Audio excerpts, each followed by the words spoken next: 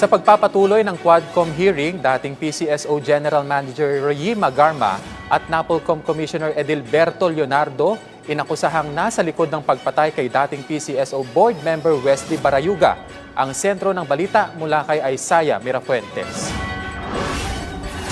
Nagpasya ang House Quad Committee na irekomenda sa National Bureau of Investigation o NBI na magsagawa ng muling pagsisiyasat sa kaso ng napaslang na abogado na si Wesley Barayuga na isang dating kalihim ng Philippine Charity Sweepstakes Office o PCSO. Naniniwala ang miyembro ng komite na mayroon silang substansyal na ebidensyang susuporta sa mga aligasyon laban kay dating PCSO General Manager Roy Magarma. So, Mr. Chair, as the Honorable Luis Ro has stated, ay talagang may conspiracy to commit murder and all the participants are either guilty of principal by inducement, principal by the indispensable cooperation, at saka principal by direct participation. Tama po yung sinabi ni Honorable Luis Ro. And may I move, Mr. Chair, that we direct the DOJ and the NBI to conduct an intensive investigation insofar as this issue is concerned. Pinaslang si Atty. Barayuga noong Hulyo 30, taong 2020 habang si Garma ang General Manager ng PCSO. Lumitaw sa pagdinig ngayon sila Police Lieutenant Colonel Santi Mendoza at Nelson Marino. Pareho nilang inakusahan si Garma bilang utak sa pagpatay kay Barayuga, isang kasong nananatiling malamig at hindi pa nalulutas. Dahil dito, iminungkahi ni Representative Jerbil Ruistro na ilagay sila Mendoza at Mariano sa Witness Protection Program ng Department of Justice.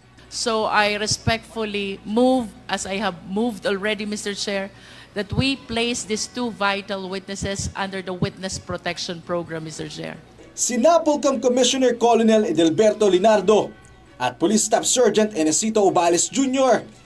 ay sinampahan ng contempt ng komite dahil sa pagsisinungaling ayon sa mga miyembro ng komite. Pareho umanong konektado sina Leonardo at Ubales sa mga pinaghihinalang iligal na aktibidad ni Garma nang siya ay miyembro ng CIDG Davao at bilang General Manager ng PCSO. Nakumbinsi ko si Nelson Mariano na lumahok sa operasyon base sa intelligence report na tinanggap namin mula kay Police Colonel Leonardo na siya namang nakuha niya mula kay Ma'am Garma. Nagsasaad na si Wesley Barayuga ay sangkot sa mga iligal na aktibidad ng droga. Ang talakayan tungkol sa extrajudicial killings ay tumagal ng mahigit 7 oras bago nagpasya ang komite na mag-adjourn.